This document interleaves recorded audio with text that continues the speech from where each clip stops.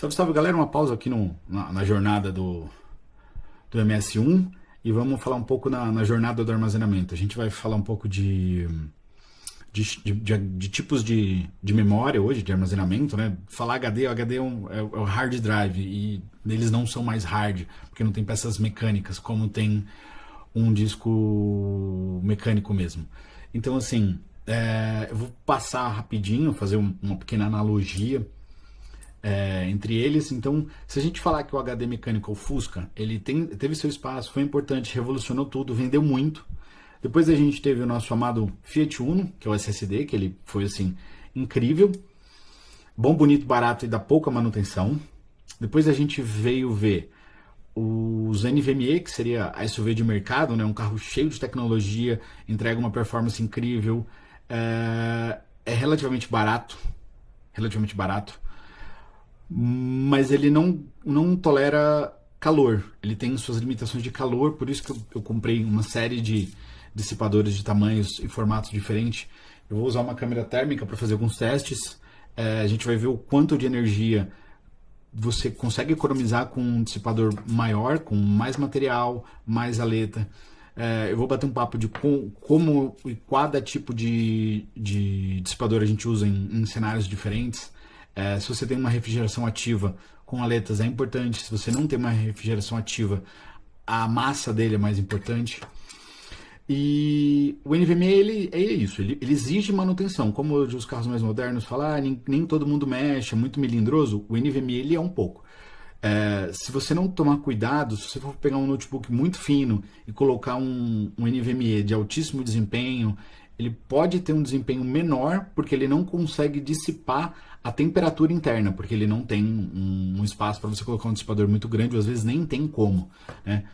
O meu notebook, se eu não me engano, ele tem uma chapinha super fininha, só para falar que tem, vamos dizer assim, que é uma chapinha parecida com essa daqui, caiu um parafuso, é uma chapinha super fina, ela tá lá, ó, tem, né?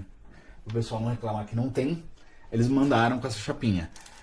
Então, na hora de eu substituir o meu NVMe, que por acaso era esse de 1 tera, por um mais moderno, eu não pude usar o que eu queria, porque o meu computador não consegue dissipar todo o calor que tem lá dentro, ele não tem fãs e nem estrutura para isso. E aí a gente chega para o NVMe U2. Qual que é a intenção do NVMe U2? Ele é um NVMe mesmo, só que com um encapsulamento diferente, ele é um encapsulamento com HD normal. O peso é bem diferente, e o peso não está aqui para ser bonito. Ele está aqui porque ele é um alumínio, uma massa de alumínio bem resistente para dissipar calor. Basicamente, eles pegaram esse cara e colocaram numa carcaça de alumínio gigantesca e aproveitaram uma estrutura que os data centers já estavam acostumados. Eles usaram o mesmo formato do SSD, porque boa parte da indústria de servidores já estava acostumado. Eu vou tirar uma foto mais de perto, mas dá para ver aqui na câmera que o NVMe O2, ele tem pinos dos dois lados, então você tem pino desse lado e pino desse lado, e o SATA a gente só tem desse lado. A diferença é que eu não tenho uma HD SATA aqui, eu vou tentar conseguir e eu tiro uma foto com os três. SATA sempre teve essa estrutura no meio, né? Se você olhar os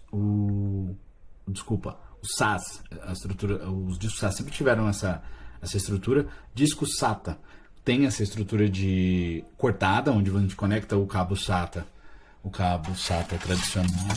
Ai, caiu. Onde a gente conecta esse cabinho SATA, mas eu não consigo conectar um cabo SATA nesse cara, mas eu posso conectar um SAS. Só que ele é um NVMe, ele não é nem SAS, nem SATA, ele é NVMe U2. Eu provavelmente não vou usar esse aqui é da empresa onde eu trabalho.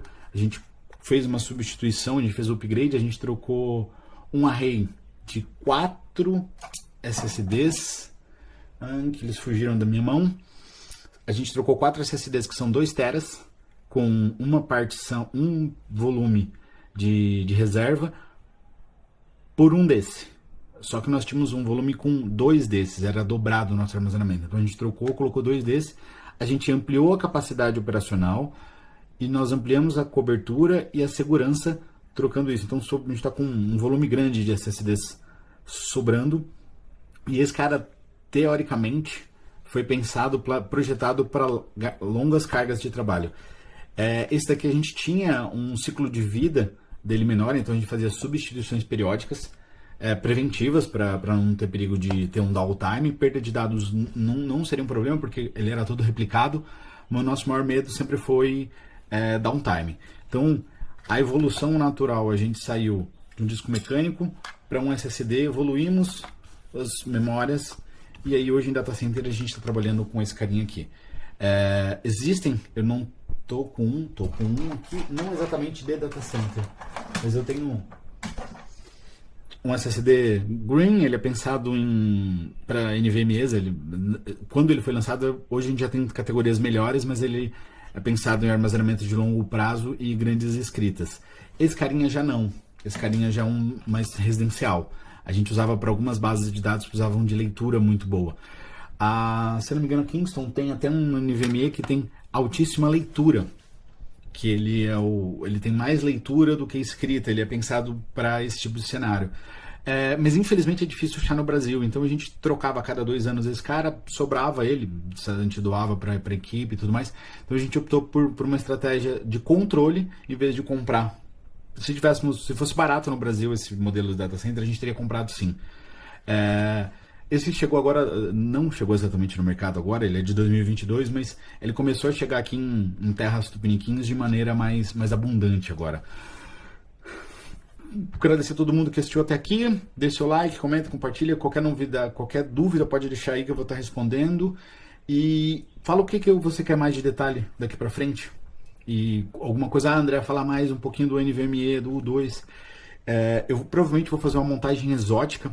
Eu tenho um chassi U2 para instalação de NVMe. Eu provavelmente vou usar ele por conta da massa de alumínio que ele tem para dissipação. Então eu vou usar provavelmente um NVMe dentro de um slot U2 para destacar, para movimentar o calor. Eu provavelmente vou usar mais um NVMe desse, porque a gente vai fazer um ajuste usando o NVMe no arranjo dos FS. E esses detalhes de como vai ser esse arranjo ZFS e a diferença e por que não escolhi CEF, acho que essa semana que vem eu já tenho publicado isso. Depende das IAs pararem de alucinar com os meus diagramas. Então, obrigado por tudo aí. Até a próxima. É nóis.